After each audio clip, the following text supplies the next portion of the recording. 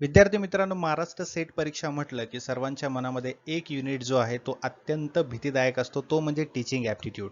आणि teaching aptitude मधले सर्व युनिट, सर्व चॅप्टर्स कव्हर करणं हे थोडंसं अवघड जातं. विद्यार्थी मित्रांनो, आजच्या व्हिडिओमध्ये आपण 70+ असे इम्पॉर्टंट MCQs बघणार आहोत, जे की टीचिंग ॲप्टिट्यूड मधील सर्व चॅप्टर्स जे आहेत ते कव्हर करतात. त्यामुळे तुमचा टीचिंग ॲप्टिट्यूड युनिट जो आहे तो अगदी कव्हर होणार आहे. त्यामुळे सर्वांनीच हा व्हिडिओ शेवटपर्यंत पाहायचा आहे. विद्यार्थी मित्रांनो, एक गोष्ट लक्षात घ्या, महाराष्ट्र सेट परीक्षेचे नोटिफिकेशन लवकरच येण्याची शक्यता आहे. त्यामुळे तुमचं प्रिपरेशन लवकरात लवकर सुरू करा. त्यासाठी पेपर 1 ची लाईव्ह बॅच आपली 4 मे पासून सुरू होत आहे. या बॅचमध्ये तुमचा संपूर्ण पेपर 1 चा सिलेबस हा लाईव्ह सेशन्समध्ये कव्हर केला जाईल. काही कारणामुळे तुम्हाला लाईव्ह सेशन अटेंड करता नाही आलं तर त्याचं रेकॉर्डेड सेशन तुम्हाला मिळेल, जेणेकरून कुठेही तुमचा गॅप होणार नाही आणि तुमचं प्रिपरेशन अगदी कन्सिस्टंटली सुरू राहील. त्यासोबतच स्टडी मटेरियल जसं की MCQs, full syllabus notes, full syllabus mock test, MCQ series PDF या सर्व गोष्टी तुम्हाला मिळणार आहेत. तर आजच या नंबरवरती व्हॉट्सअप मेसेज किंवा व्हॉट्सअप कॉल करून तुम्ही ही बॅच जॉईन करू शकता, किंवा ग्लोबल ऑनलाईनचे ॲप्लिकेशन डाउनलोड करून ॲप्लिकेशनच्या थ्रू सुद्धा तुम्ही तुमचं प्रिपरेशन करू शकता. प्ले स्टोअरवरती जायचं आहे, ग्लोबल ऑनलाईन सर्च करायचं आहे. ॲप्लिकेशन डाउनलोड केल्यानंतर स्टोअर सेक्शनमध्ये जायचं आहे. स्टोअर सेक्शनमध्ये तुम्हाला एक सर्च बॉक्स दिसेल. सर्च बॉक्समध्ये महाराष्ट्र सेट 2026 पेपर 1 सर्च करा. त्यानंतर तुम्ही हा कोर्स जॉईन करू शकता. बघा, लवकरात लवकर जॉईन करा आणि प्रिपरेशनला सुरुवात करा. चला तर सुरू करूया. हा तुमचा पहिला प्रश्न आहे. Lower level learning outcome get focused in. खालच्या स्तरावरील शिक्षण परिणामावर लक्ष केंद्रित करते. ठीक आहे. Memory level, understanding level, reflective level की ऑटोनॉमस डेव्हलपमेंट लेवल. ठीक आहे. तर हा जो प्रश्न आहे तुमच्या स्तर, अध्यापनाचे स्तर या चॅप्टर वरती आहे. ठीक आहे. यामध्ये प्रश्न असा विचारला आहे की लोअर लेवल लर्निंग म्हणजे खालच्या स्तरावरचं शिक्षण परिणाम लक्ष केंद्रित केले जाते. म्हणजे कोणत्या शिक्षण परिणामावरती लक्ष केंद्रित केलं जातं, जो की खालच्या स्तरावरती आहे. तर ऑब्व्हियसली त्याचा राईट आन्सर आहे ऑप्शन ई, मेमरी लेवल. ठीक आहे. कारण मेमरी लेवल जे आहे हे अध्यापनाची सर्वात खालची पातळी आहे. ठीक आहे. आलं लक्षात? पुढील प्रश्न बघा. A teacher could be successful if he or she. एक शिक्षक जो आहे तो यशस्वी झाला असं केव्हा म्हणू शकतो आपण? जेव्हा तो विद्यार्थ्यांना चांगले नागरिक बनण्यास मदत करतो तेव्हा, की विद्यार्थ्यांना विषयाचे ज्ञान देतो तेव्हा, की विद्यार्थ्यांना परीक्षेत उत्तीर्ण होण्यासाठी तयार करतो तेव्हा, की विषय व्यवस्थितपणे मांडतो तेव्हा. ठीक आहे. तर एक यशस्वी किंवा एक सक्सेसफुल टीचर जो आहे तो कोण आहे? जो की विद्यार्थ्यांना चांगला नागरिक बनण्यासाठी मदत करतो. समजते? बघा, शिक्षण जे आहे याचा उद्देश फक्त पुस्तकी ज्ञान देणं असं नाही. तर विद्यार्थ्यांना समाजामध्ये त्यांची सामाजिक, त्यांची नैतिक आणि जबाबदार नागरिक बनवण्यासाठी प्रेरित करणं म्हणजेच एक यशस्वी शिक्षक आहे असं म्हटलं जातं. ठीक आहे. यामध्ये विषयाचं ज्ञान प्रदान करणं हे सुद्धा महत्वाचं आहे.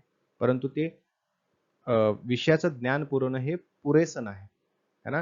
विद्यार्थ्यांना सर्वांगीण विकासासाठी काय करावं लागतं? कौशल्य शिकवणं गरजेचं असतं. बरोबर ना? त्यासोबतच विद्यार्थी परीक्षेमध्ये उत्तीर्ण होणं हे सुद्धा महत्वाचं आहे. परंतु ते सुद्धा परीक्षेपुरतं मर्यादित आहे. बरोबर?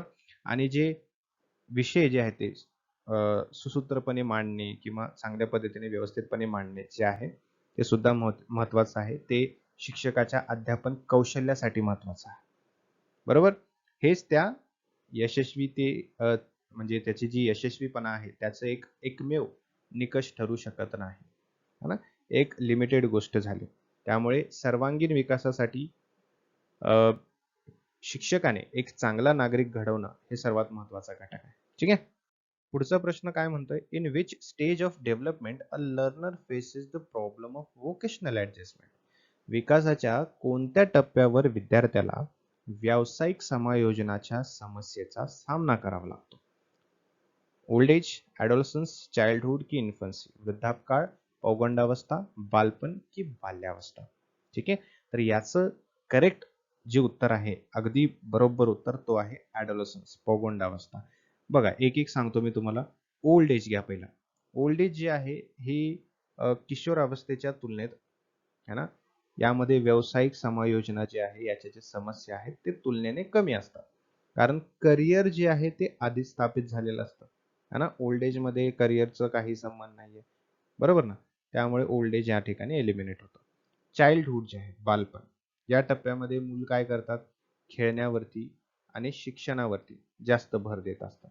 व्यावसायिक समायोजना जी आहे है ना, या समस्येचे येथे उद्भवणं म्हणजे याची काही गरज नाही. व्यावसायिक समायोजना याच्यामध्ये रिलेटेबल नाहीये, कारण इथे विद्यार्थी काय करतो, जास्त खेळामध्ये आणि शिक्षणावर भर देत असतो.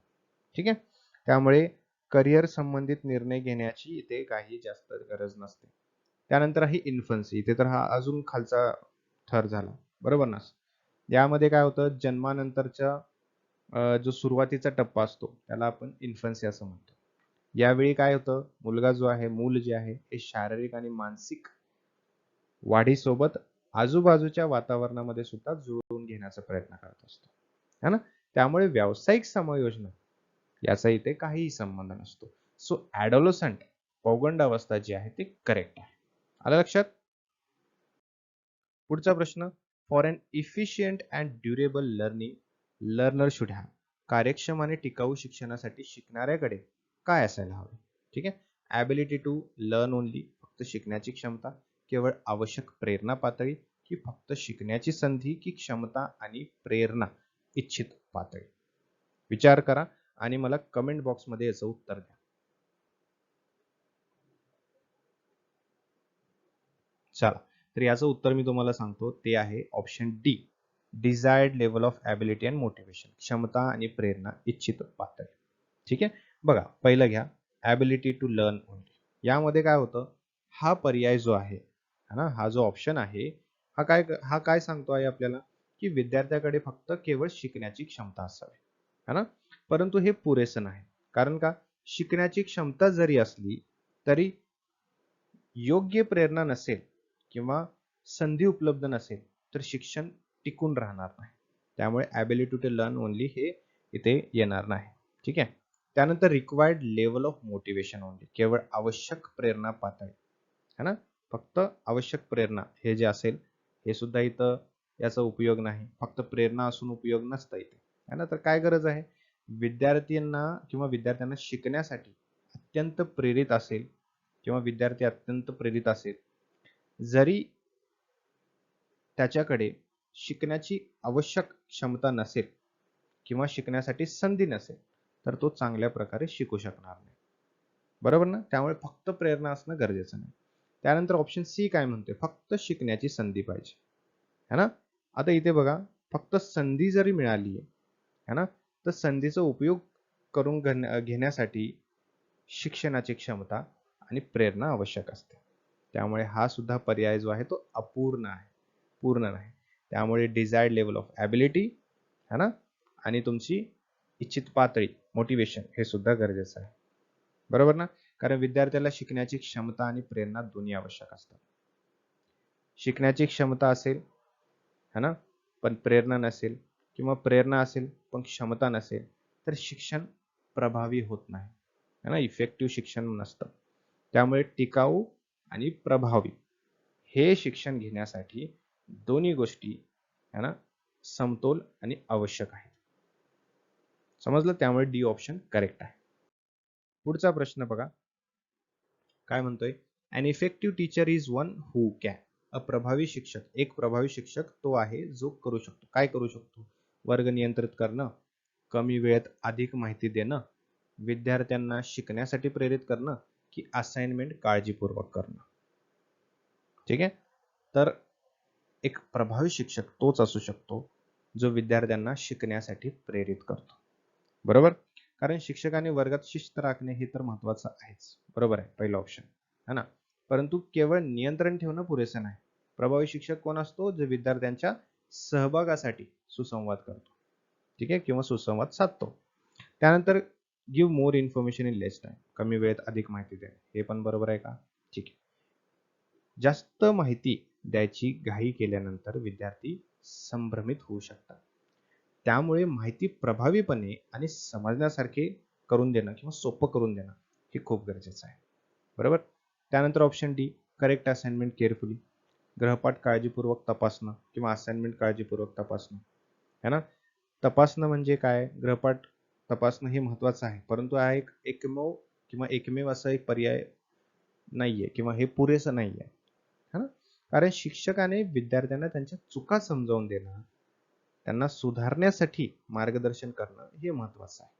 त्यामुळे विद्यार्थ्यांना शिकण्यासाठी प्रेरित करणं, ऑप्शन सी हे सगळ्यात बरोबर उत्तर आहे. ठीक आहे. पुढचा प्रश्न बघा, which of the following comprise teaching skills? खालीलपैकी कोणत्या अध्यापन कौशल्यांचा समावेश होतो? ठीक आहे. ब्लॅकबोर्ड रायटिंग, क्वेश्चनिंग, एक्सप्लेनिंग की ऑल ऑफ द अबोव, हे वरील सर्वच. ठीक आहे. तर ऑब्विस आहे खालीलपैकी जे ऑप्शन्स आहेत ए बी सी हे तिन्ही महत्वाचे आहेत, है ना? हे तिन्ही टीचिंग स्किल्स तुमचे दाखवतात, है ना? ब्लॅकबोर्ड रायटिंग, क्वेश्चनिंग आणि एक्सप्लेनिंग, है ना? ब्लॅकबोर्ड रायटिंग जे आहे, फळ्यावर लेखन करणं, हे एक कौशल्य आहे, अध्यापन कौशल्य आहे. शिक्षक स्पष्ट किंवा एकदम स्वच्छ अक्षर लिहून विद्यार्थ्यांना संकल्पना समजावून सांगू शकतो. क्वेश्चनिंग आहे, प्रश्न विचारणे. योग्य ते प्रश्न विचारण्याने काय होतं, विद्यार्थ्यांना विचार करण्यासाठी आपण प्रेरित करतो, चर्चामध्ये सहभाग करून घेण्याचा प्रयत्न करतो, त्यांना संकल्पना आणखीन चांगल्या पद्धतीने शिकवता येऊ शकतात. एक्सप्लोरिंग, स्पष्टीकरण देणं, है ना? किंवा एक्सप्लेन करणं त्याला आपण म्हणतो. एखादी संकल्पना सोप्या पद्धतीमध्ये आणि प्रभावी पद्धतीने समजावून सांगणं हे चांगल्या अध्यापनाचे कौशल्य आहे. त्यामुळे हे सर्व तिन्ही ऑप्शन बरोबर आहेत. पुढील प्रश्न, which method of teaching increases maximum census? अध्यापनाची कोणती पद्धत जास्तीत जास्त संवेदना वाढवते? कोणती अशी पद्धत आहे जिथे आपले सर्व सेन्सेस काम करतात? समजते का? सांगा. Problem solving method, laboratory method, प्रयोगशाळा पद्धत, सेल्फ स्टडी की टीम टीचिंग? ठीक आहे.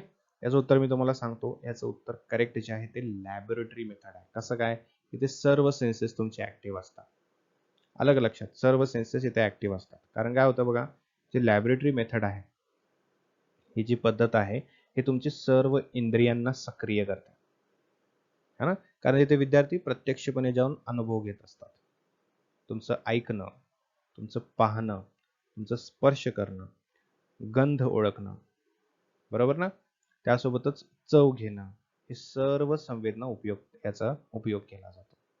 त्याला आपण काय म्हणतो? दृष्टी, श्रवण, स्पर्श ज्ञान, है ना? घ्राणेंद्रिय, रसना, हे काय आहे तुमचे सेन्सेस आहेत. आलं लक्षात? इंद्रिय आहेत तुमचे. या सर्वांचा उपयोग होतो जेव्हा आपण लॅबोरेटरी मेथड मध्ये शिकत असतो. ठीक आहे. आलं लक्षात? पुढे बघा.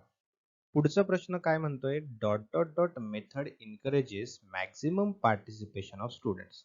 अशी कुठली पद्धत आहे जिथे विद्यार्थ्यांच्या जास्तीत जास्त सहभागास प्रोत्साहन देते?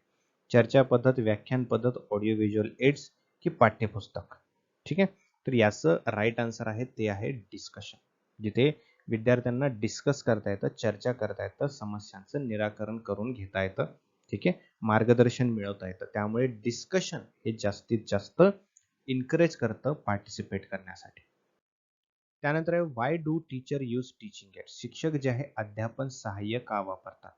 टूल्स शिकवण्यासाठी, त्याला आपण टीचिंग एड असं म्हणतो. To make teaching fun filled, शिकवण्यात मजा भरण्यासाठी. To teach within understanding level of students, विद्यार्थ्यांच्या आकलनाच्या पातळीवर शिकवण्यासाठी. विद्यार्थ्यांच्या लक्षासाठी, फॉर स्टुडंट्स अटेन्शन, त्याला आपण म्हणतो. विद्यार्थ्यांना चौकस बनवण्यासाठी. मग आपण टीचिंग एड्स, टीचिंग टूल्सचा का वापर करतो? तर विद्यार्थ्यांना किंवा विद्यार्थ्यांच्या आकलनाच्या पातळीवर जाऊन शिकवण्यासाठी. समजतंय?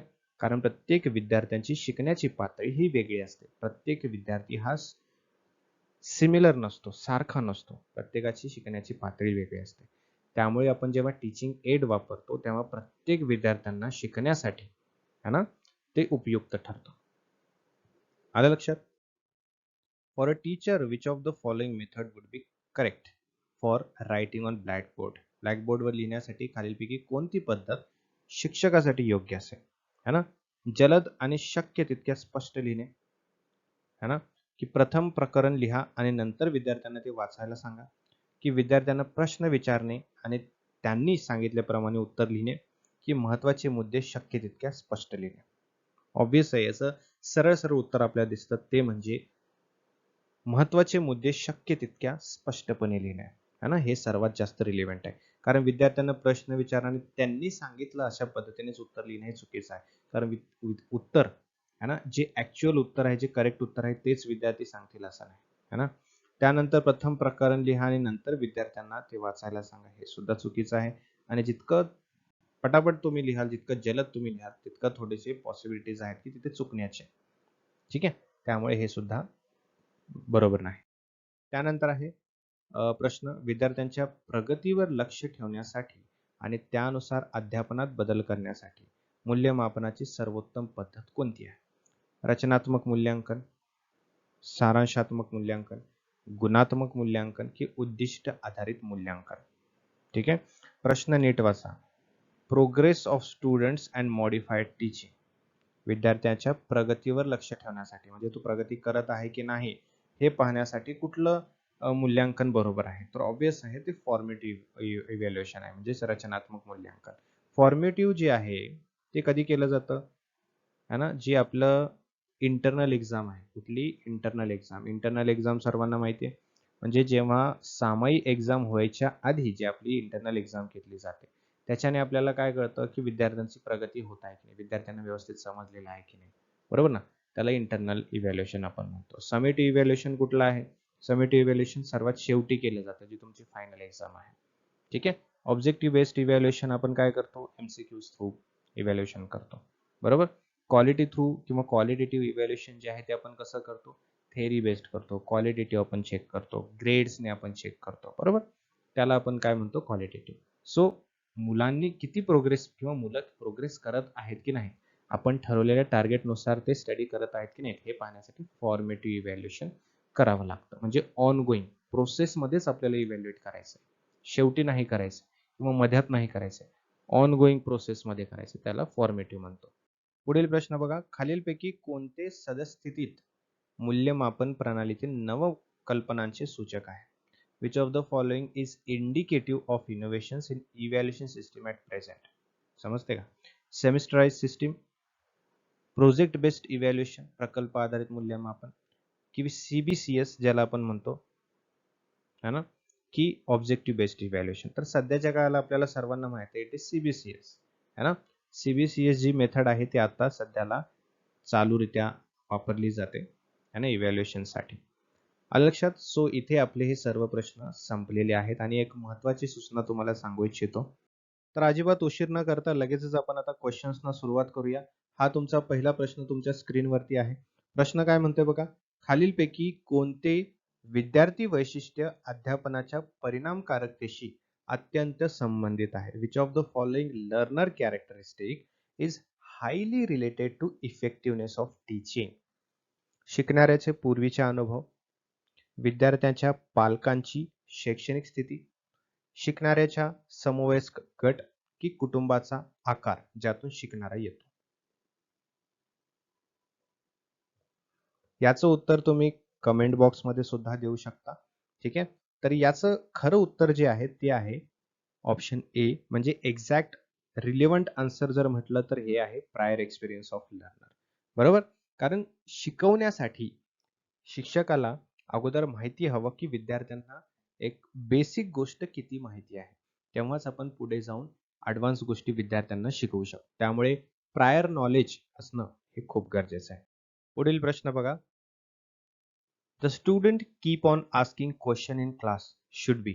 विद्यार्थी जेव्हा वर्गामध्ये सतत प्रश्न विचारत असतात, है ना, त्याबद्दल शिक्षकाने काय केलं पाहिजे? स्वतंत्रपणे उत्तर शोधण्यासाठी प्रोत्साहित केलं पाहिजे, त्यांना जास्तीत जास्त मोटिवेट केलं पाहिजे, त्यांना उत्तर स्वतः शोधण्यासाठी त्यांना प्रोत्साहित केलं पाहिजे, की वर्गानंतर शिक्षकांना भेटण्याचा सल्ला, की क्लास संपल्यानंतर, लेक्चर संपल्यानंतर क्लासरूममध्ये किंवा स्टाफ रूममध्ये येऊन भेटायला सांगणं, की प्रश्न सुरू ठेवण्यासाठी प्रोत्साहित केलं पाहिजे, की एनकरेज केलं पाहिजे, की प्रश्न तुम्ही विचारत राहा डाऊट क्लिअर करण्यासाठी, की ऑप्शन डी व्याख्यानादरम्यान व्यत्यय आणू नका. म्हणजेच त्यांना ॲडवाईस करणं, त्यांना सांगणं, की जे लेक्चर आपलं चालू आहे त्याच्या मध्ये मध्ये बोलू नका. ठीक आहे. मग यापैकी कुठलं करेक्ट आन्सर असेल, है ना? विद्यार्थी जेव्हा वर्गामध्ये सारखे प्रश्न विचारत असतील तर त्यांना काय सांगितलं पाहिजे, बरोबर. तर त्यामध्ये विद्यार्थ्यांना स्वतंत्रपणे उत्तर शोधण्यासाठी प्रोत्साहित केलं पाहिजे, त्यांना एनकरेज केलं पाहिजे की तुम्ही स्वतः उत्तर शोधण्यासाठी प्रयत्न करा, जेणेकरून तुम्हाला जास्तीत जास्त नॉलेज सुद्धा मिळेल, है ना. पुढे बघा, verbal guidance is least effective in learning. आता हे थोडंसं ट्रिकी प्रश्न आहे बघा. शाब्दिक मार्गदर्शन जो आहे ना, डॉट डॉट डॉट शिकण्यात कमीत कमी प्रभावी आहे. लक्षात द्या बरं प्रश्नाकडे. शाब्दिक मार्गदर्शन ऑप्शन दिलेल्या पैकी कशामध्ये कमीत कमी प्रभावी आहे? ठीक आहे. ऍप्टिट्यूड, स्किल्स, ऍटिट्यूड की रिलेशनशिप, योग्यता, कौशल्य, वृत्ती की नाते. तुम्ही याचं उत्तर चॅट बॉक्समध्ये पण देऊ शकता, कमेंट बॉक्समध्ये. ABCD जे असेल ते. ठीक आहे. उत्तर चुकलं तरी हरकत नाही, कारण आपण ते शिकवत आहोत है ना. आपण इथे काही कॉम्पिटिशन करत नाही आहोत. आपण कॉम्पिटिशन कुठे करणार आहे? एक्झाम मध्ये, त्यासाठी आपण तयारी करत आहोत. चुकलं तरी काय हरकत नाही. ठीक आहे. याचा राईट आन्सर आहे स्किल्स. कौशल्य वाढवण्यासाठी, स्किल्स वाढवण्यासाठी है ना, वर्बल गायडन्स हे याची गरज जी आहे ती कमीत कमी भासते, कारण इथे प्रॅक्टिकल जास्ती गरजेचं असतं. त्यामुळे वर्बल गायडन्स हा कमी महत्वाचा ठरतो. पुढे बघा, teacher uses visual aids to make learning what dot dot dot dot dot. शिक्षक शिकण्यासाठी व्हिज्युअल एड्सचा वापर करतात, जे शिकणे अधिक डॉट डॉट डॉट बनवते. काय बनवते? सोपे बनवते, अधिक ज्ञानी बनवते, जलद बनवते की मनोरंजक बनवते, है ना. जेव्हा शिक्षक टीचिंग एड्सचा वापर करतो व्हिज्युअल एड्स मार्फत, म्हणजेच व्हिज्युअल गोष्टी किंवा व्हिज्युअल टूल्स तो जास्त वापर करतो, तेव्हा शिकणं अधिक काय बनतं? शिकणं अधिक मनोरंजक बनतं. विद्यार्थी जास्तीत जास्त पार्टिसिपेट करू लागतात क्लासरूम मध्ये. पुढील प्रश्न बघा, मूक स्टँड्स फॉर. मूकचा अर्थ इथे काय आहे असं विचारलेलं आहे. ठीक आहे. Media online open course, Massachusetts open online course, massive open online course की मायरिंड ऑनलाईन कोर्स. ओके. मूक हे आता सर्वांना माहिती आहे. ज्यांना माहिती नाही त्यांना मी सांगू इच्छितो. मूक याचा अर्थ असा आहे मॅसिव्ह ओपन ऑनलाईन कोर्स. ठीक आहे. पुढचा प्रश्न बघा काय म्हणतोय, the quality of teaching is reflected. ठीक आहे. जे अध्यापनाचा दर्जा जो आहे, अध्यापनाची जी चांगली क्वालिटी आहे ती कशाने दिसून येते? वर्गातील विद्यार्थ्यांच्या उपस्थितीने, की विद्यार्थ्यांच्या उत्तीर्णतेनुसार, की विद्यार्थ्यांना विचारलेल्या प्रश्नांच्या गुणवत्तेनुसार, की वर्गात शांततेच्या कालावधीनुसार. ठीक आहे. एक अध्यापन दर्जा कसा दिसून येतो, क्वालिटी ऑफ टीचिंग कशी रिफ्लेक्ट होऊ शकते, की अशी कुठली गोष्ट आहे ज्याच्याने आपल्याला कळेल की आपल्या टीचिंगची क्वालिटी खूप बेस्ट आहे. ते कळेल जेव्हा आपल्याला विद्यार्थी वेगवेगळ्या प्रकारचे प्रश्न विचारतील. त्यांच्या प्रश्नाची क्वालिटी ज्या प्रकारची आपल्याला बघायला मिळेल, त्यावरून आपल्याला कळेल की आपल्या शिकवण्याची पद्धत जी आहे, दर्जा जो आहे तो कसा आहे. आलं लक्षात? A diagram speaks more than 1000 words. काय म्हटले? असा डायग्राम आहे जो की 1000 शब्दांपेक्षा जास्त काही बोलून जाऊ शकतो. ठीक आहे. हे जे स्टेटमेंट आहे याचा अर्थ काय आहे? The statement means that the teacher should. म्हणजे या स्टेटमेंटचा अर्थ असा आहे, की या विधानाचा अर्थ असा आहे की शिक्षकाने डॉट डॉट डॉट केले पाहिजे. काय केले पाहिजे?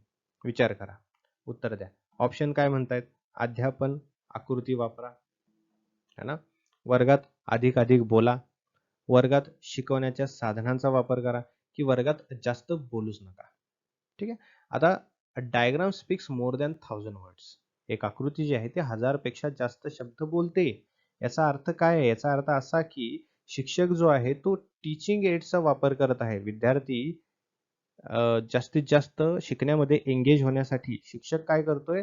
शिकवण्याच्या साधनांचा वापर करतोय.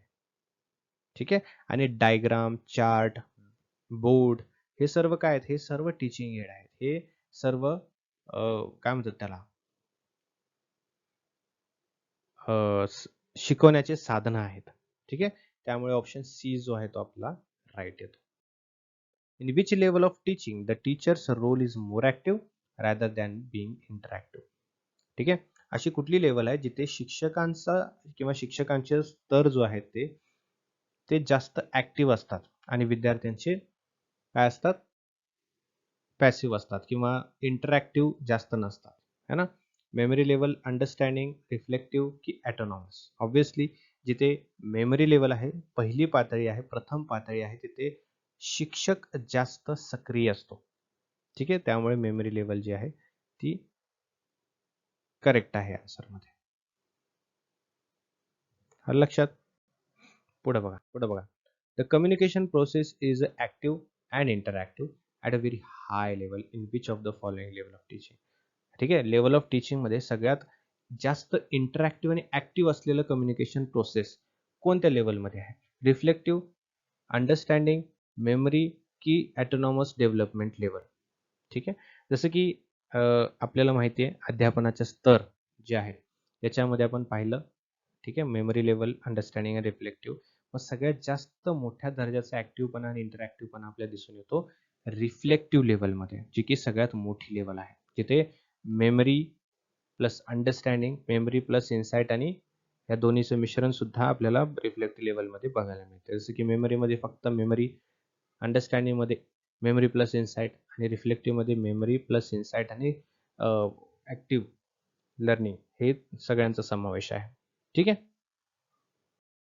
पुढचा प्रश्न, more interactive and student centric is. ठीक आहे, अधिक संवादी आणि विद्यार्थी केंद्रित काय आहे? लेक्चर आहे, वर्कशॉप आहे, सेमिनार आहे की डिस्कशन आहे? आता या 4 ऑप्शन्स पैकी सर्वात जास्त इंटरॅक्टिव्ह काय असू शकतं स्टुडंटसाठी? ठीक आहे, तर ऑब्वियस आहे डिस्कशन. डिस्कशनमध्ये काय होतं? जास्त इंटरॅक्शन होतं. डिस्कशन म्हणजे काय? प्रश्न आणि उत्तरांची देवाणघेवाण. तिथे इंटरॅक्शन सगळ्यात जास्त आहे. बरोबर? सोपा प्रश्न आहे. पुढचा प्रश्न बघा काय म्हणतोय, the blackboard can be utilized best by teacher for. शिक्षकाकडून ब्लॅकबोर्डचा वापर कोणत्या गोष्टीसाठी सर्वोत्तम केला जाऊ शकतो? ठीक आहे, पहिला प्रश्न आहे, पहिला ऑप्शन आहे अध्यापनाची बाब काळ्या पांढऱ्यात टाकण्यासाठी, की विद्यार्थ्याला चौकस बनवण्यासाठी, की महत्त्वाचे आणि लक्षणीय मुद्दे लिहिण्यासाठी, की स्वतः शिक्षकाला हायलाइट करण्यासाठी. ठीक आहे, ऑब्विसली याचं उत्तर आहे महत्त्वाचे आणि लक्षणीय मुद्दे लिहिण्यासाठी ब्लॅकबोर्डचा चांगला वापर केला जाऊ शकतो. पुढील प्रश्न काय विचारतोय, की which of the following indicates evaluation. खाली दिलेल्या ऑप्शन्स पैकी असं कुठलं ऑप्शन आहे जे की मूल्यमापन सूचित करतं? बरोबर ना? Shyam got 45 marks out of 200. श्यामला 200 पैकी 45 गुण मिळाले आहेत. ठीक आहे, हे तुम्हाला इव्हॅल्युएशन आहे म्हणून सांगताय का? की Nitin got 38% marks in English, की नितीनला इंग्रजीमध्ये 38% मिळाले. ठीक आहे, हे इव्हॅल्युएशन आहे का? की Ram got first division in final examination. रामला अंतिम परीक्षेमध्ये है ना, वार्षिक परीक्षेमध्ये प्रथम श्रेणी मिळाली. की हे सर्वच इव्हॅल्युएशन आहेत, की हे सर्वच मूल्यमापन आहेत. है ना? ऑब्व्हियसली बघा ना, आता हे सर्वच सांगतात आपल्याला 45% मार्क्स मिळाले किंवा 45 मार्क्स मिळाले, 38% मिळाले, फर्स्ट डिव्हिजन मिळाला. हे सर्वच सांगतात आपल्याला की हे इव्हॅल्युएशनमुळे मिळालेले आहेत. बरोबर ना? त्यामुळे हे सर्वच इव्हॅल्युएशनचे प्रकार आहेत. Student centric classroom is mean for. विद्यार्थी केंद्रित जे क्लासरूम असतात है ना, ते कशासाठी असतात? वैयक्तिक मतभेदांना संबोधित करण्यासाठी, शिक्षकाभिमुख व्याख्याने कमी करण्यासाठी, पूर्वीचे ज्ञान आठवण्यासाठी की संपूर्ण वर्गाला गुंतवून ठेवण्यासाठी. तर स्टुडंट सेंट्रिक क्लासरूम म्हणजे जिथे विद्यार्थी केंद्रित वर्गखोली असते, जिथे विद्यार्थी जास्त ऍक्टिव्ह असतात. ठीक आहे, अशा वर्गखोलीमध्ये किंवा अशी वर्गखोली वैयक्तिक मतभेदांना संबोधित करण्यासाठी असते. ॲड्रेसिंग इंडिव्हिज्युअल डिफरन्सेस, वेगवेगळ्या विद्यार्थ्यांना त्यांचे शिकण्याची पातळी, बरोबर, त्यांची समज, या सर्व गोष्टी जाणून घेण्यासाठी या प्रकारचे क्लासरूम असतात. पुढील प्रश्न बघा, which of the following is a social characteristic of learner. ठीक आहे, खालीलपैकी कोणते विद्यार्थ्याचे सामाजिक वैशिष्ट्य आहे? पॉवर ऑफ सेन्सरी परसेप्शन, संवेदी आकलन शक्ती, विचार करण्याची क्षमता, कृत्रिम कल्पनाशक्तीची शक्ती की स्वतःला इतरांशी जोडण्याची क्षमता. बरोबर, सामाजिक दृष्टिकोनातून म्हणजेच सामाजिक वैशिष्ट्य विद्यार्थ्यांचं कोणतं आहे? तर ऑब्व्हियसली ऑप्शन डी म्हणजेच त्याचं इतरांना स्वतःला जोडण्याची जी क्षमता, त्याला आपण काय म्हणतो? सोशल कॅरेक्टरिस्टिक्स है ना. म्हणजे आपल्या समाजामध्ये आपल्या लेवलचं किंवा आपण त्याच्यासारखं होऊ शकतो का, आपण त्या लेवलपर्यंत जाऊ शकतो का, है ना, हे करण्याचं जी प्रोसेस आहे किंवा हे करण्याची जी कृती आहे त्याला आपण सोशल कॅरेक्टरिस्टिक किंवा सामाजिक वैशिष्ट्य असं म्हणतो. ठीक आहे, पुढील प्रश्न बघा, dyslexia is associated with. Dyslexia हे कशाशी संबंधित आहे? मेंटल डिसऑर्डर म्हणजे मानसिक विकार, बिहेवियर डिसऑर्डर म्हणजे वर्तणूक विकार, रीडिंग डिसऑर्डर म्हणजे वाचन विकार की रायटन डिसऑर्डर म्हणजेच लेखन विकार. तुम्ही ह्याचं उत्तर कमेंट बॉक्समध्ये सुद्धा देऊ शकता. तर डिस्लेक्सिया हे जे आहे हे रीडिंग डिसऑर्डर आहे, वाचनामध्ये विकार. पुढील प्रश्न बघा, who developed the theory of multiple intelligence. ठीक आहे, डॉट डॉट डॉटने मल्टिपल इंटेलिजन्स सिद्धांत विकसित केलेला आहे.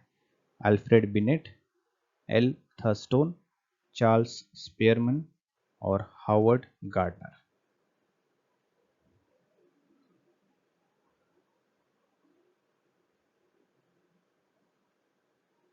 तर याचं उत्तर आहे Howard Gardner. Okay. Which of the following teacher will be liked most. कुठला शिक्षक जो आहे तो सर्वांना जास्त आवडतो, है ना. उच्च आदर्शवादी वृत्तीचा शिक्षक, एक प्रेमळ शिक्षक, एक शिक्षक जो जास्त शिस्तप्रिय आहे, की एक शिक्षक जो अनेकदा आपल्या विद्यार्थ्यांचे मनोरंजन करतो. ठीक आहे, याचं कसं हे विचार करण्याची गोष्ट आहे, बरोबर. कुठे जास्त आवडतो, कुठे जास्त कमी आवडतो, कारण अशा कंडिशनमध्ये विद्यार्थ्यांना हे सर्व प्रकारचेच आवडतात, परंतु कोणती अशी कंडिशन आहे जिथे विद्यार्थ्यांना जास्त आवडू शकतो, तर तो आहे एक प्रेमळ शिक्षक. ठीक आहे, प्रेमळ शिक्षक प्रत्येक विद्यार्थ्यांना आवडतो. असे काही विद्यार्थी ज्यांना आदर्शवादी वृत्तीचा शिक्षक आवडतो किंवा आवडत नाही, बरोबर. असे काही शिक्षक आहेत जो ज्यांना शिस्तप्रिय, जास्त कडक डिसिप्लिनवाला शिक्षक आवडतो, काहींना आवडूही शकत नाही, बरोबर ना. आणि काही जे सिन्सिअर किंवा सिरियस स्टुडंट्स असतात त्यांना मनोरंजन करणारे शिक्षक सुद्धा कधी कधी आवडत नाहीत, है ना. परंतु एक प्रेमळ लव्हिंग टीचर जो असतो तो प्रत्येकाला आवडतो, बरोबर. Teachers most important challenge. शिक्षकाची सर्वात महत्त्वाची आव्हाने कुठली आहेत, है ना. विद्यार्थ्यांना त्यांचा गृहपाठ करायला लावणे, की विद्यार्थ्यांना किंवा अध्यापन शिकण्याची प्रक्रिया आनंददायी करण्यासाठी, की वर्गात शिस्त राखण्यासाठी, की प्रश्नपत्रिका तयार करण्यासाठी. यापैकी कुठला अशी गोष्ट आहे जी शिक्षकाला सगळ्यात जास्त अवघड जातं, आव्हान आहे त्याच्यासाठी, चॅलेंज आहे ते.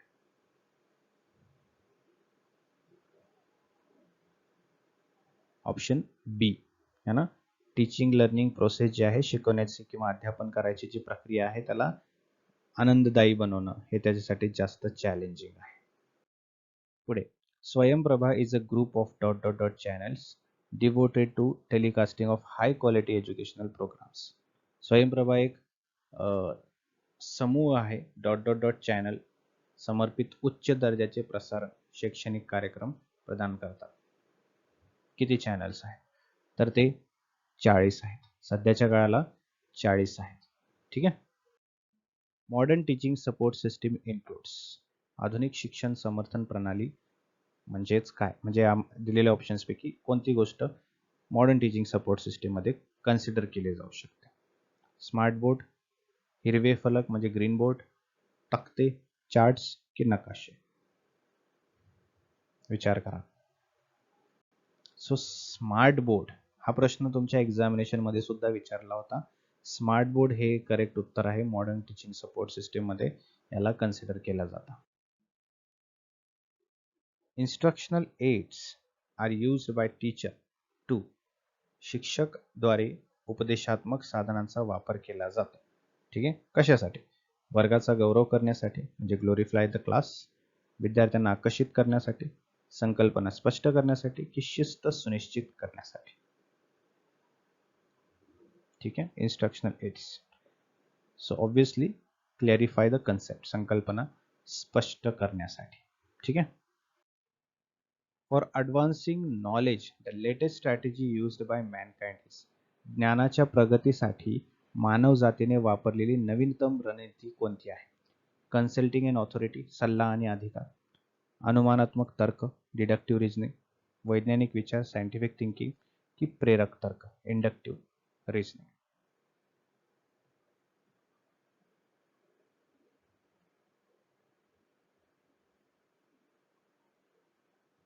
सो सायंटिफिक थिंकिंग जे आहे, वैज्ञानिक विचार, हे एक ॲडव्हान्स नॉलेज किंवा ॲडव्हान्सिंग नॉलेज है ना, एक लेटेस्ट स्ट्रॅटेजी असू शकते. Good evaluation of written material should not be based on. Okay, लिखित सामग्रीचे चांगले मूल्यमापन डॉट डॉट डॉट वर आधारित नसावे. भाषिक अभिव्यक्ती, लिंग्विस्टिक एक्सप्रेशन, तार्किक सादरीकरण, लॉजिकल रिप्रेझेंटेशन, जे काही वाचले जाते ते पुनरुत्पादित करण्याची क्षमता की विषयाचे आकलन. ठीक आहे. Good evaluation of written material should not be based on. लिखित सामग्री जे आहे रिटन मटेरियल है ना, त्याचं चांगलं मूल्यमापन डॉट डॉट डॉट म्हणजे दिलेल्या ऑप्शन्सपैकी कोणत्या ऑप्शन्सच्या आधारावर नसावे. राईट आन्सर आहे ऑप्शन डी, विषयाचे आकलन, comprehension of subject. Which of the following method to evaluation of the student is possible. विद्यार्थ्यांचे मूल्यमापन करण्यासाठी खालीलपैकी कोणती पद्धत शक्य आहे. Evaluation at the end of the course, अभ्यासक्रमाच्या शेवटी मूल्यांकन. इव्हॅल्युएशन ट्वाइस इन इयर, वर्षातून दोनदा मूल्यांकन. कंटिन्युअस इव्हॅल्युएशन म्हणजे सतत मूल्यांकन, की फॉर्मेटिव्ह इव्हॅल्युएशन म्हणजे रचनात्मक मूल्यांकन. तर कंटिन्युअस इव्हॅल्युएशन. ठीक आहे. ही जी मेथड आहे इव्हॅल्युएशनची है ना, ती पॉसिबल आहे. बरोबर. विद्यार्थ्यांचे मूल्यमापन करण्यासाठी ही पद्धत शक्य आहे.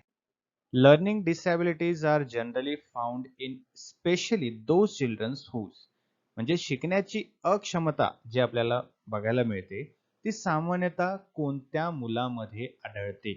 ठीक आहे. ऑप्शन्स काय आहेत बघा. पितृ नातेवाईकांना अशा समस्या आहेत, म्हणजे जे पॅटर्नल रिलेटिव्ह आहेत, जे आपल्या वडिलाकडचे जे रिलेटिव्ह आहेत है ना, त्या नातेवाईकांना जर अशा समस्या असतील तर त्या मुलांना ही समस्या उद्भवतात का शिकण्याची क्षमता. की in children with average to superior IQs, सरासरी ते उच्च बुद्ध्यांक असलेल्या मुलामध्ये हे शिकण्याची अक्षमता आढळते का. की more often in boys as compared to girls, हे असा डिस्क्रिमिनेशन नसतो. ठीक आहे. मुलींच्या तुलनेत मुलामध्ये अधिक वेळ आढळतो, असं आहे का. ठीक आहे. ते आहे की नाही तुम्ही सांगा चॅट बॉक्समध्ये, कमेंट बॉक्समध्ये. More often in children belonging to the rural areas as compared to urban areas, म्हणजे शहरी भागाच्या तुलनेत ग्रामीण भागातील मुलामध्ये जास्त असतं. ठीक आहे. तर याचं उत्तर काय असू शकतं. याचं उत्तर सरळ सरळ आहे, जे पॅटर्नल रिलेटिव्ह आहेत म्हणजे पितृ नातेवाईक आहेत त्यांना जर अशा समस्या असतील तर मुलामध्ये हे लर्निंग डिसॅबिलिटीज, शिकण्याची अक्षमता येऊ शकते. पुढचा प्रश्न. Dot dot dot is a essential quality of the best teacher. Dot dot dot हा सर्वोत्तम शिक्षकाचा एक आवश्यक गुण आहे. कुठला असा गुण आहे जो सांगतो की हा सर्वोत्तम शिक्षक आहे. स्ट्रॉंग सब्जेक्ट नॉलेज, मजबूत विषयाचे ज्ञान, अध्यापनाची खरी आवड, भाषेचा ओघ, चांगले सादरीकरण, मूलभूत आवश्यकता. ठीक आहे. काय असू शकतं ज्याला आपण म्हणू शकतो की हा बेस्ट टीचर आहे. ही क्वालिटी जी आहे ती सांगते आहे की हा टीचर जो आहे तो बेस्ट आहे है ना. तर सर्वप्रथम सगळ्यात महत्वाची गोष्ट म्हणजे त्या शिक्षकाला अध्यापनाची आवड असली पाहिजे. समजते. जेन्युइन इंटरेस्ट इन टीचिंग, अध्यापनामध्ये खरी आवड असणं हे शिक्षकाला एक प्रभावी शिक्षक बनवू शकते. हे शिक्षकाला एक सर्वोत्तम शिक्षक बनण्यासाठी है ना सक्षम करू शकते. आलं लक्षात. सो जेन्युइन इंटरेस्ट असला पाहिजे, खरी आवड असली पाहिजे. Which among the following is the least important for the academic success of students. ठीक आहे. विद्यार्थ्यांना त्यांच्या शैक्षणिक यशासाठी, सक्सेससाठी खाली दिलेल्या ऑप्शन्स पैकी कोणतं सर्वात किमान महत्वाचं आहे, म्हणजे कमीत कमी महत्वाचं आहे. कॉग्निटिव्ह कॉम्पिटन्स म्हणजे संज्ञात्मक क्षमता, इमोशनल कॉम्पिटन्स म्हणजे भावनिक क्षमता, लीगल कॉम्पिटन्स म्हणजेच कायदेशीर क्षमता, की सोशल कॉम्पिटन्स म्हणजे सामाजिक क्षमता है ना. शैक्षणिक यशासाठी. ठीक आहे. समजते का. अकॅडमिक सक्सेससाठी खालीलपैकी कोणती क्षमता कमीत कमी गरजेची असते है ना. तुम्ही असा विचार करू शकता की अशी कुठली क्षमता आहे जी नसली तरी आपल्याला शैक्षणिक सफलता मिळू शकते.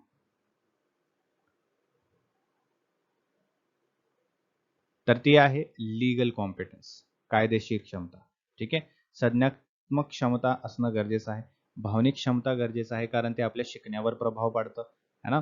आणि सोशल कॉम्पिटन्समुळे आपल्याला काय होतं की आपल्यावरती प्रभाव पडतो बाकी सोशल फॅक्टर्सचा, त्यामुळे आपल्यावरती प्रभाव पडल्यामुळे आपल्या शिकण्यावरती सुद्धा त्याचा प्रभाव पडत असतो है ना. परंतु लीगल कॉम्पिटन्स, कायदेशीर क्षमता याचा काही यामध्ये संबंध है ना शिकण्याच्या प्रक्रियेमध्ये येत नाही. त्यामुळे लीगल कॉम्पिटन्स हे कमीत कमी महत्वाचं आहे. बरोबर. पुढचा प्रश्न काय म्हणतोय, विद्यार्थ्याला समजण्यासाठी व्याख्यानात खालीलपैकी कोणते डॉट डॉट डॉट असावे. In order to understand student a lecture should have which of the following. ठीक आहे. बाल मानसशास्त्र, चाइल्ड सायकोलॉजी, मुलांना समजून घेण्याचा संकेत, indication towards understanding the children, opinion of a students towards the subject matter, विषयाबद्दल विद्यार्थ्यांचं मत, की हे सर्वच इम्पॉर्टंट आहे. सांगा.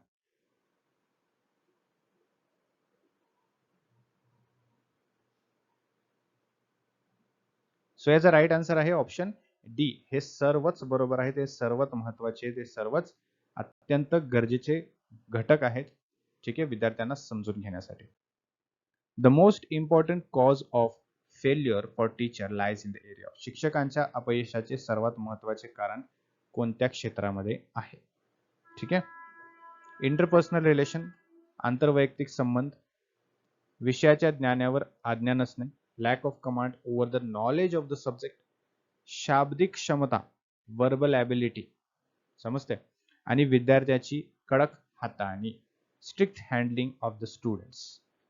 समजते. प्रश्न काय विचारलाय बघा, शिक्षकांच्या अपयशाचे सर्वात महत्वाचे कारण डॉट डॉट डॉट या क्षेत्रामध्ये आहे किंवा खालीलपैकी कोणत्या क्षेत्रामध्ये आहे.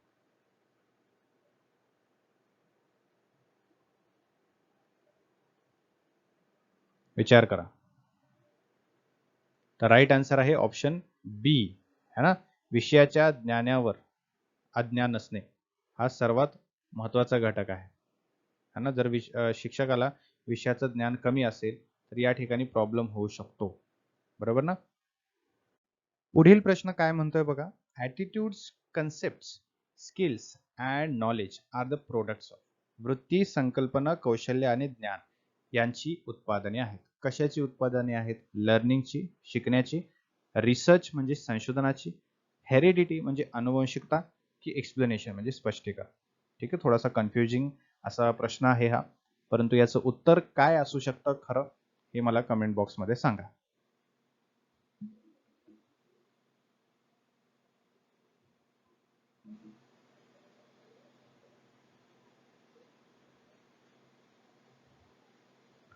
याचा राईट आन्सर आहे लर्निंग. ठीक आहे, शिकणं. बरोबर ना. शिकण्याचे हे प्रोडक्ट्स आहेत, म्हणजे तुमचा ॲटिट्यूड शिकला जातो, कन्सेप्ट शिकले जातात, स्किल्स शिकावे लागतात, नॉलेज गेन करावं लागतं. बरोबर ना. हे कशाचे प्रोडक्ट आहेत. लर्निंगचे प्रोडक्ट आहेत. Dot dot dot is not characteristic of a good teaching add, है ना. चांगल्या अध्यापन सहाय्याचे वैशिष्ट्य नाही. खाली दिलेल्या ऑप्शन्स पैकी असं कुठलं ऑप्शन आहे जे की चांगल्या अध्यापन सहाय्याचे वैशिष्ट्य नाही. ते खूप लहान असावे, ते प्रत्येक बाबतीत अचूक असले पाहिजे, ते सहज पोर्टेबल असावे, आणि ते अद्ययावत असावे. म्हणजे it should be up to date, updated असावं, नवीन असावं. ठीक आहे, सांगा. चांगल्या अध्यापन सहाय्याचं वैशिष्ट्य नाही विचारलंय, त्याकडे लक्ष द्या पहिलं. Not a characteristic of a good teaching add. आपल्याला चांगलं कुठलं ते नाही सांगायचं आहे, आपल्याला जे आपल्या फ्रेम मध्ये बसत नाही, आपल्या प्रश्नामध्ये बसत नाही ते सांगायचंय. मग ते काय आहे. ऑप्शन ए, ते खूप लहान असावे. ते खूप लहान नसावे. लहान असेल तर विद्यार्थ्यांना ते व्यवस्थितपणे स्पष्टपणे दिसणार नाही. विद्यार्थ्यांना थोडंसं कन्फ्युजन होऊ शकतं, है ना. विद्यार्थ्यांना थोडंसं कमी दिसू शकतं. त्यामुळे विद्यार्थी काय होऊ शकतात, विद्यार्थ्यांना जे समजायला हवं ते समजू शकणार नाही. ते कसं असलं पाहिजे, चांगल्या साईज मध्ये असलं पाहिजे, विद्यार्थ्यांना दिसेल व्यवस्थितपणे असं असलं पाहिजे, है ना. आणि विद्यार्थ्यांना समजेल अशा साईज मध्ये ते असलं पाहिजे. ठीक आहे. पुढचा प्रश्न काय म्हणतोय, the selection of teaching aids depends largely on the. अध्यापन सहाय्याची निवड मुख्यत्वे यावर अवलंबून असते. कशावर असते. एज ऑफ स्टुडंट, विद्यार्थ्याच्या वयावरती, इंटरेस्ट ऑफ स्टुडंट, विद्यार्थ्यांच्या हितावरती, age and motivation of student, विद्यार्थ्याचे वय आणि प्रेरणा यावरती, की शैक्षणिक पातळी आणि विद्यार्थ्यांच्या वयावरती. विचार करून उत्तर द्या. मला कमेंट बॉक्समध्ये सर्वांचं उत्तर हवं आहे. ठीक आहे. ए बी सी डी काही असू द्या, चुकलं तरी काहीही फरक पडत नाही. आपण इथं शिकायला बसलेलो आहोत, बरोबर ना? सो त्यामुळे जर राईट आन्सर जे आहे तो आहे option D, educational level and age of student. विद्यार्थ्यांची शैक्षणिक पातळी, त्याने त्याचं प्रिव्हियस नॉलेज, त्याने किती शिकलेलं आहे, काय त्याला माहिती आहे है ना, हे जाणून घेणं आणि विद्यार्थ्यांचं वय काय आहे त्याच्यावरून आपल्याला कळतं की तो किती मॅच्युअर असू शकतो. ठीक आहे, त्यामुळे हे दोन फॅक्टर्स जे आहेत ते महत्वाचे आहेत. पुढचा प्रश्न बघा, व्हॉट इज स्वयं? स्वयं म्हणजे काय? हा, गैर सरकारी संस्था, नॉन गव्हर्नमेंटल ऑर्गनायझेशन. शिक्षणाचे मुख्यत्वे साध्य करण्यासाठी डिजिटल कार्यक्रम, digital program to achieve the principal of education, online platform की वेबसाईटचे नाव आहे. स्वयं काय आहे? है ना, स्वयं हे एक डिजिटल प्रोग्राम आहे किंवा डिजिटल असं प्लॅटफॉर्म आहे, है ना, ज्यामध्ये शिक्षणाचे मुख्यत्वे साध्य करण्यासाठी हे सुरू केलेलं आहे. ठीक आहे, त्याला आपण स्वयं म्हणतो. Which of the following is a decision support system, DSS, for assisting people in taking the best decision for their children's future? खालीलपैकी कोणते निर्णय समर्थन प्रणाली आहे जी लोकांना त्यांच्या मुलांच्या भविष्यासाठी सर्वोत्तम निर्णय घेण्यास मदत करते? ई पाठशाला, सारांश, शाला सिद्धी की स्वयंप्रभा? विचार करून सांगा मला.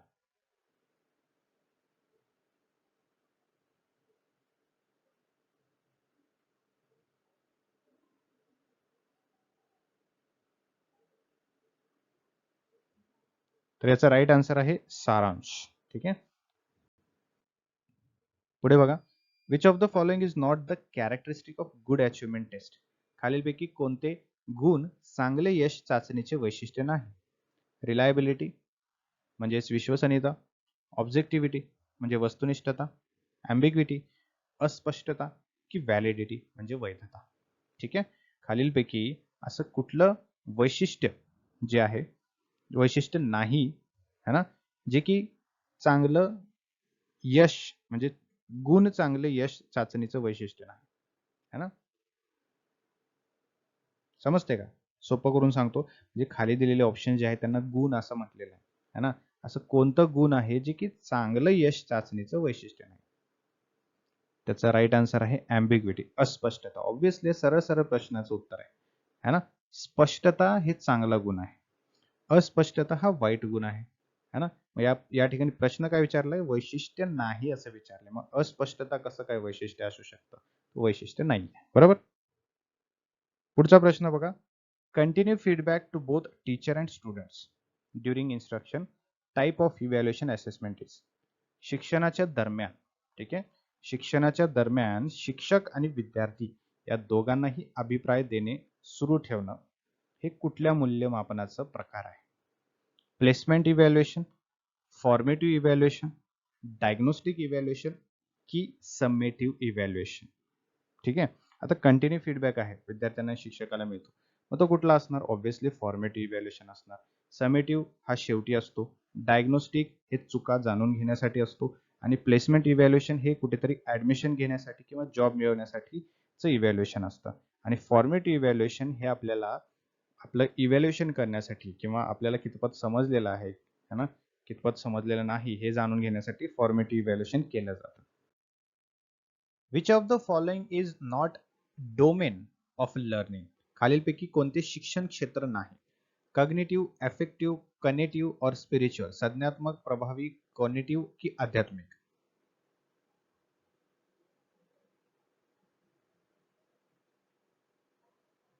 याचं उत्तर आहे आध्यात्मिक, स्पिरिच्युअल. ठीक आहे, पुढचा प्रश्न, the most appropriate purpose of learning is? शिकण्याचा सर्वात योग्य उद्देश काय आहे? सामाजिक जागरूकता विकास, रोजगारासाठी स्वतःला तयार करणं, वर्तनात बदल की वरीलपैकी काहीही नाही? ठीक आहे, विचार करा आणि उत्तर द्या मला कमेंट बॉक्समध्ये.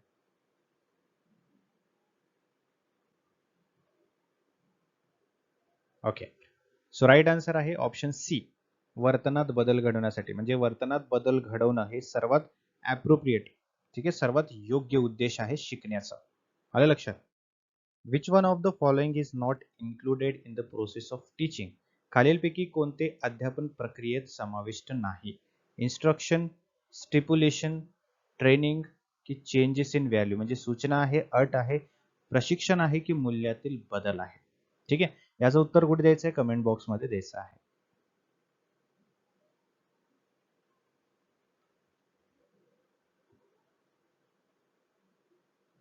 बघा, याचं उत्तर आहे ऑप्शन ए, सूचना. ठीक आहे, हे प्रक्रियेमध्ये म्हणजे अध्यापन प्रक्रियेमध्ये समाविष्ट नाही.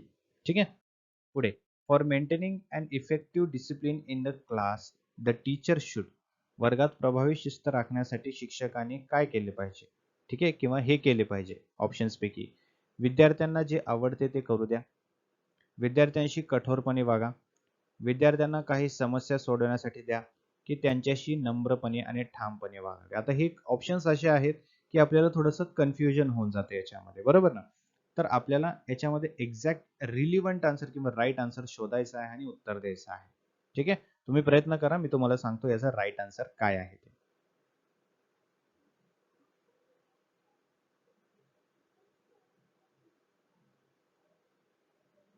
राईट आन्सर आहे option D, deal with them politely and firmly. ठीक आहे, विद्यार्थ्यांना जे हवं ते करू देणं हे चुकीचा पर्याय आहे. ठीक आहे, कारण विद्यार्थ्यांच्या मनानुसार करू दिलं तर त्यामध्ये डिसिप्लिन तुटू शकते. ठीक आहे, किंवा आणखीन काही निगेटिव्ह इम्पॅक्ट सुद्धा होऊ शकतो.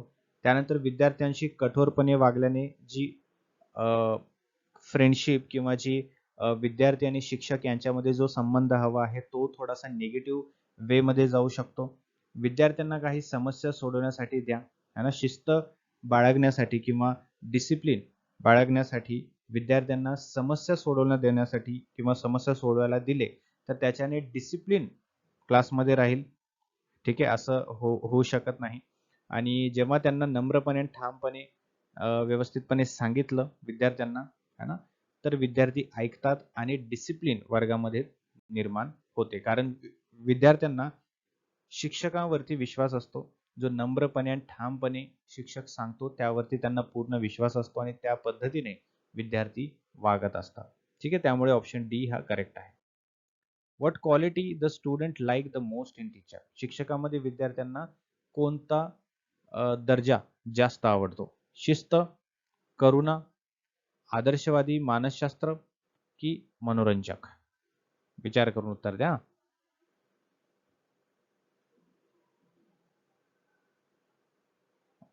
करुणा. ठीक आहे, कंपॅशन जास्त विद्यार्थ्यांना आवडते. ठीक आहे, डिसिप्लिन असेल, आयडियलिस्टिक आदर्शवादी असेल, ठीक आहे, एंटरटेनिंग असेल, यापेक्षा करुणा जास्त, लव्हिंग टीचर जो असतो त्याच्यामध्ये करुणा असते, तो शिक्षक जास्त विद्यार्थ्यांना प्रिय असतो. बघा, शिस्त असेल तर विद्यार्थ्यांना तो कठोर वाटू शकतो. ठीक आहे, आदर्शवादी असेल तर तो विद्यार्थ्यांना थोडस कमी इंटरेस्टेड किंवा कमी त्यांना थोडासा फोकस किंवा अटेन्शन किंवा अटेंडन्स क्लासरूममध्ये थोडीशी कमी होण्याची शक्यता असते. आणि एंटरटेनिंग असेल तर जे सिरियस स्टुडंट्स आहेत, कारण डिफरंट काइंड ऑफ वेगवेगळ्या प्रकारचे स्टुडंट्स आपल्याला क्लासरूममध्ये बघायला मिळतात, राईट? सो प्रत्येक स्टुडंटला एंटरटेनिंग टीचर आवडेल असं नसतं, बरोबर? परंतु प्रत्येक लेवलच्या विद्यार्थ्यांना, ठीक आहे, कंपॅशन असलेला, करुणा असलेला शिक्षक हा आवडतोच. त्यामुळे ऑप्शन बी हा करेक्ट आहे. पुढचा प्रश्न, the most important quality of a good teacher. चांगल्या शिक्षकाचा सर्वात महत्वाचा गुण काय आहे? है ना, विषयाचे योग्य ज्ञान, चांगले संवाद कौशल्य, विद्यार्थी कल्याणाची चिंता की प्रभावी नेतृत्व गुण? ठीक आहे, विचार करा आणि उत्तर द्या. प्रश्नाचं उत्तर तुम्हाला कमेंट बॉक्समध्ये द्यायचं आहे.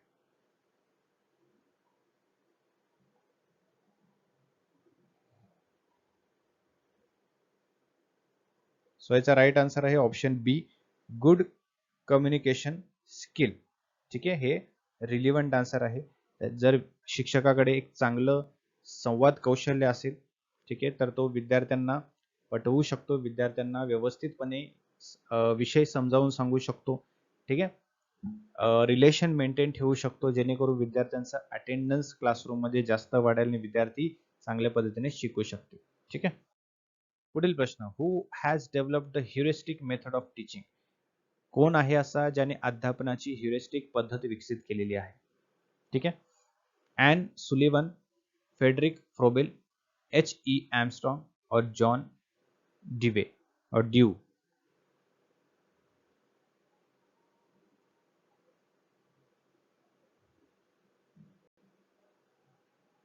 आन्सर आहे ऑप्शन सी, H.E. आर्मस्ट्रॉंग. ठीक आहे. Gyan Darshan launched IGNOU refers to. ठीक आहे. इग्नूने सुरू केलेले जे ज्ञान दर्शन आहे याच्या संदर्भात कुठला ऑप्शन करेक्ट आहे? Satellite based educational TV channel, educational FM radio network म्हणजे शैक्षणिक FM रेडिओ नेटवर्क आहे का, की शैक्षणिक नेटवर्कचा जागतिक पुढाकार आहे, की ग्लोबल इनिशिएटिव्ह आहे अकॅडमिक नेटवर्कचा, की हे एक ऑनलाईन कोर्स आहे? विचार करून उत्तर द्या.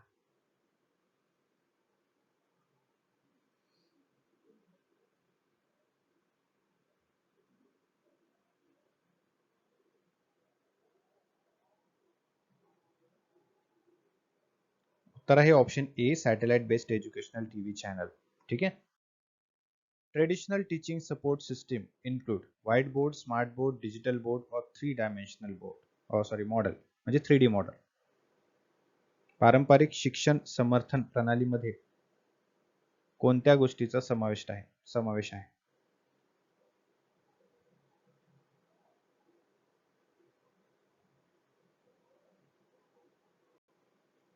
So option A, white board. ठीक आहे. स्मार्ट बोर्ड, डिजिटल बोर्ड आणि 3D मॉडेल्स हे सर्व मॉडर्न टीचिंग सपोर्ट सिस्टीम आहेत. ठीक आहे. व्हाइट बोर्ड जर म्हटलं तर हे काय आहे? ट्रेडिशनल टीचिंग सपोर्ट सिस्टीम आहे. ठीक आहे. पुढे, which of the following methods of teaching will encourage indirect learning. खालीलपैकी कोणती शिकवण्याची पद्धत अप्रत्यक्ष शिक्षणाला प्रोत्साहन देईल? उदाहरणांसह व्याख्यान, सांघिक शिक्षण, एखाद्या विषयावर प्रात्यक्षिक आणि डी, सहयोगी प्रकल्प, collaborative projects.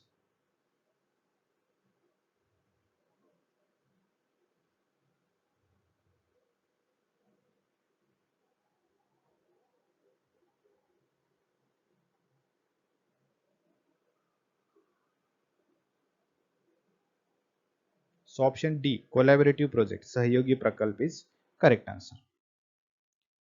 Which type of evaluation assesses the deficiencies and difficulties of the learner? कोणत्या प्रकारचं मूल्यमापन आहे जे की शिकणाऱ्याच्या कमतरता आणि अडचणी यांचं इव्हॅल्युएशन करतो किंवा मूल्यांकन करतो? Summative evaluation, follow up evaluation, diagnostic evaluation की क्रायटेरियन रेफरन्स्ड इव्हॅल्युएशन? विचार करा. काय विचारले इथे? विद्यार्थ्यांचे डिफिशियन्सी आणि डिफिकल्टीज.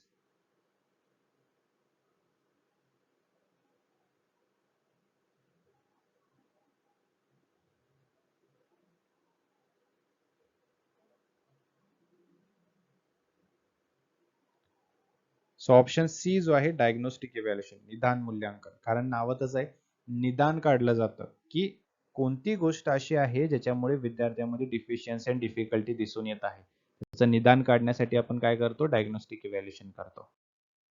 पुढील प्रश्न, विद्यार्थ्यांच्या कामगिरीची तुलना दुसऱ्या विद्यार्थ्यांशी कोणत्या प्रकारच्या चाचणीमध्ये केली जाते?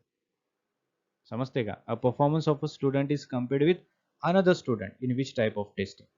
Criterion reference testing, diagnostic testing, summative testing की नॉर्म रेफरन्स्ड टेस्टिंग? विचार करा आणि उत्तर द्या.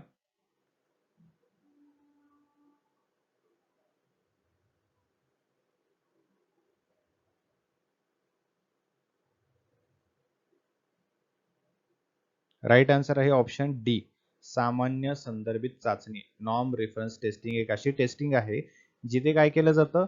एका विद्यार्थ्याचा रिझल्ट किंवा एका विद्यार्थ्याचा आउटपुट हा दुसऱ्या विद्यार्थ्याशी कम्पेअर केला जातो. ठीक आहे. आणि मग टेस्टिंग केली जाते. त्याला नॉर्म रेफरन्स टेस्टिंग असं म्हटलं जातं. Out of the following which is the correct statement? खाली दिलेल्या विधानांपैकी कुठलं विधान बरोबर आहे असा आपल्याला प्रश्न विचारलाय. ठीक आहे. ऑप्शन ए म्हणतंय अध्यापन ही एक अवलंबित प्रक्रिया आहे म्हणजे डिपेंडेंट प्रोसेस आहे. शिकवणे ही एक स्वतंत्र प्रक्रिया आहे म्हणजे इंडिपेंडेंट प्रोसेस आहे. शिकवण्याचे उत्पादन हे शिकणे आवश्यक आहे. Product of teaching must be learning. And शिकणे हे शिकवण्यावर अवलंबून आहे.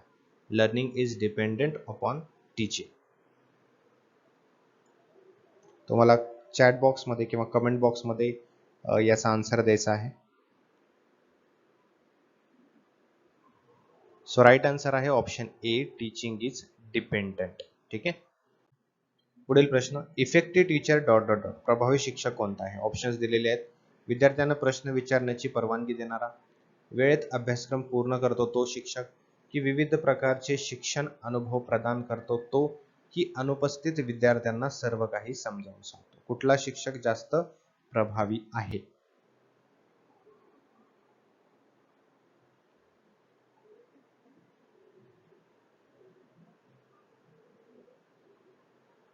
पुढील प्रश्न आन्सर जे आहे याचं ऑप्शन सी आहे, विविध प्रकारचे शिक्षण अनुभव प्रदान करणारा, है ना, वेगवेगळे लर्निंग एक्सपिरियन्स, वेगवेगळे अनुभव विद्यार्थ्यांना प्रदान करून देणारा शिक्षक जो आहे तो इफेक्टिव्ह टीचर आहे असं संबोधलं जातं. पुढील प्रश्न, the phrase dot dot dot giving personal attention to each student individually dot dot dot is an example of. ठीक आहे, काय म्हटलंय, डॅश डॅश प्रत्येक विद्यार्थ्याकडे वैयक्तिक लक्ष देणे डॅश डॅश हे वाक्य आहे याचे एक उदाहरण. ठीक आहे, काय आहे हे? संक्षिप्तता, परिक्रमा, शब्दप्रयोग और ट्यूटोलॉजी और tautology, what ever it is. So हा जो स्टेटमेंट आहे तुम्हाला क्वेश्चन मध्ये दिसतोय, याचा राईट आन्सर आहे टॉटोलॉजी. ठीक आहे, किंवा टॉटोलॉजी. बघा, हे टॉटोलॉजी जे आहे याचा अर्थ असा आहे की प्रत्येक विद्यार्थ्याकडे, है ना, यामध्ये वैयक्तिक लक्ष देणं, बरोबर, हे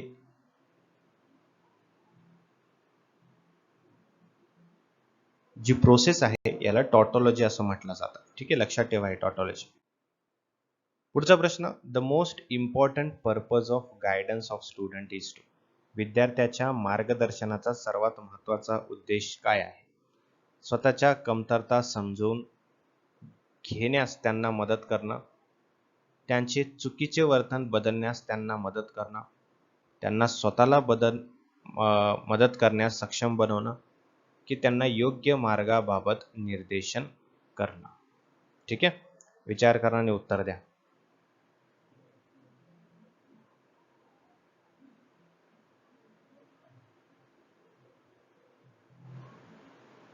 याचा राईट आन्सर आहे option C, make them capable of helping themselves. स्वतःला मदत करायला त्यांना सक्षम बनवायचं, त्यांना जास्त प्रेरित करायचं आहे.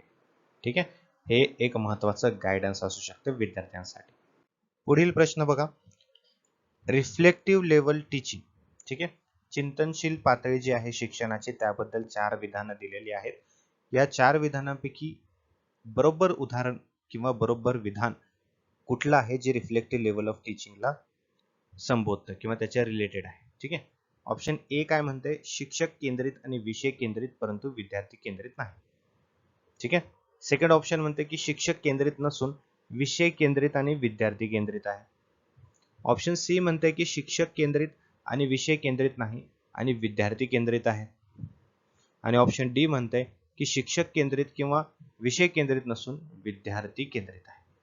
तर चिंतनशील पातळी म्हणजे सर्वात शेवटची पातळी, ॲडव्हान्स लेवल पातळी शिक्षणाची, यामधलं कुठलं विधान बरोबर आहे?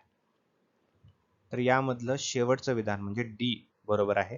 हे शिक्षक केंद्रित किंवा विषय केंद्रित नसून हे विद्यार्थी केंद्रित असतं. समजलं? यामध्ये विद्यार्थी स्वतःला मोटिवेट करतात स्वतः शिकण्यासाठी, स्वतःला प्रेरित करतात रिसर्च करण्यासाठी, प्रॉब्लेम सॉल्व्हिंग मध्ये. ठीक आहे, हे असतं रिफ्लेक्टिव्ह लेवल ऑफ टीचिंग. पुढे बघा, द ॲडल्ट लर्नर इज प्रौढ शिकणारा काय आहे? समवयस्क प्रवृत्त असतो, पीर मोटिवेटेड असतो, स्वयंप्रेरित असतो, कुटुंब प्रेरित असतो, की समाज प्रवृत्त असतो, सोसायटी मोटिवेटेड. ॲडल्ट लर्नर बद्दल विचारलंय. ठीक आहे,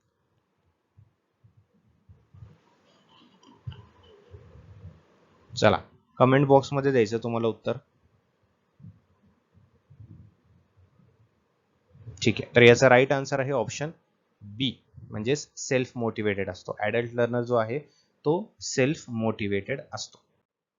modern teaching support system includes. आधुनिक शिक्षण समर्थन प्रणालीमध्ये हे समाविष्ट आहे. बघा, हा जो प्रश्न तुम्ही आता स्क्रीनवरती बघत आहात हा तुमच्या महाराष्ट्र सेट एक्झामिनेशन मध्ये विचारला गेलेला प्रश्न आहे. ठीक आहे, तुम्ही जर मागील प्रश्नपत्रिका पडताळल्या असतील तर तुम्हाला हा प्रश्न दिसेल. मॉडर्न टीचिंग सपोर्ट सिस्टीम मध्ये काय आढळतं किंवा कशाचा समावेश आहे? स्मार्ट बोर्ड, ग्रीन बोर्ड, तक्ते की नकाशे?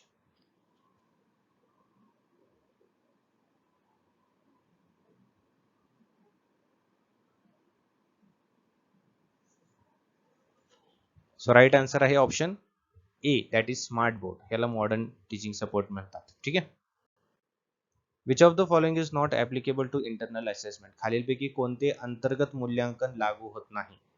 अध्यापन आणि मूल्यमापन यांचे एकत्रीकरण, कौशल्य आणि क्षमतांची चाचणी, नियतकालिक आणि सतत, की केवळ सिद्धी चाचण्यांचा वापर.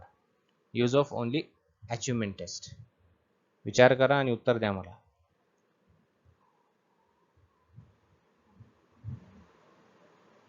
ओके, सो राईट आन्सर आहे ऑप्शन डी, केवळ सिद्धी चाचण्यांचा वापर. Only if use only achievement test. काय प्रश्न येते की अंतर्गत किंवा इंटरनल असेसमेंट जे आहे हे याचं उदाहरण काय आहे असं विचारलं होतं है ना. तर चाचण्या जेव्हा आपण घेतो, अचिव्हमेंट टेस्ट जेव्हा आपण घेतो, ते एक उदाहरण आहे तुमच्या इंटरनल असेसमेंटचं. समजलं. परत एकदा प्रश्न आलेला आहे रिफ्लेक्टिव्ह लेवल टीचिंग वरती. चिंतनशील अध्यापन म्हणजे dot dot dot dot dot. शिकण्याच्या विचार करण्याची चक्रीय प्रक्रिया. Cyclic process of thinking about learning. Okay. अध्यापनाबद्दल विचार करण्याची रेखीय प्रक्रिया. Linear process of thinking about teaching. ठीक आहे. सायक्लिक म्हणजे जो सर्कल आहे, जो परत परत होणारा आहे. ठीक आहे. आणि लिनियर म्हणजे एक स्ट्रेट फॉरवर्ड आहे, जो सरळ चालणारा आहे. ठीक आहे. त्यानंतर option C, cyclic process of thinking about teaching, शिकवण्याबाबत विचार करण्याची चक्रीय प्रक्रिया. की option D, linear process of thinking about learning, की शिकण्याबद्दल विचार करण्याची रेखीय प्रक्रिया. सो ऑप्शन सी ही एक कशी पद्धत आहे? एक चक्रीय प्रक्रिया आहे, सतत होणारी प्रक्रिया आहे. कशाबद्दल विचार करते? ही विचार करण्याची किंवा शिकवण्याबाबत विचार करण्याची चक्रीय प्रक्रिया आहे. त्याला आपण रिफ्लेक्टिव्ह म्हणतो. A teacher should identify dot dot dot and teach accordingly. ठीक आहे. शिक्षकाने काय केलं पाहिजे? ओळखलं पाहिजे, डॉट डॉट डॉट डॉट ओळखलं पाहिजे आणि त्यानुसार शिकवलं पाहिजे. काय ओळखलं पाहिजे? विद्यार्थ्यांची आर्थिक स्थिती, की विद्यार्थ्यांमधील वैयक्तिक फरक, की पालकांची आर्थिक स्थिती, की पालकांमधील वैयक्तिक फरक. विचार करा.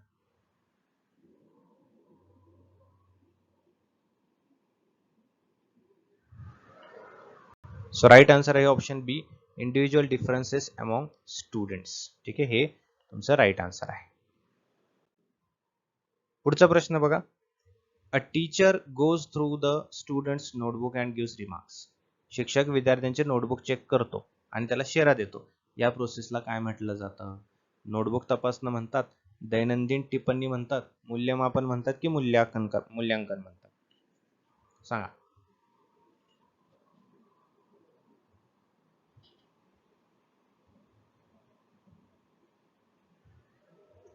सो असेसमेंट म्हटलं जातं ह्याला. ह्याला काय म्हटलं जातं? मूल्यांकन म्हटलं जातं.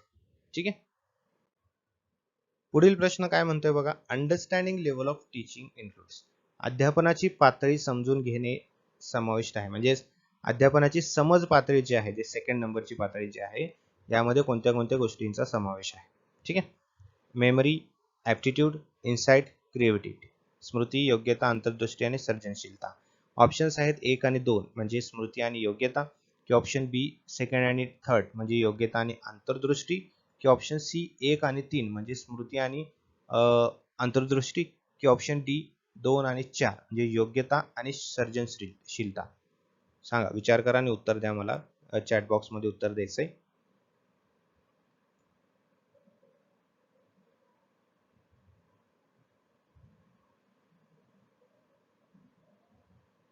तर याचं उत्तर आहे ऑप्शन सी, मेमरी आणि इन्साइट, स्मृती आणि अंतर्दृष्टी.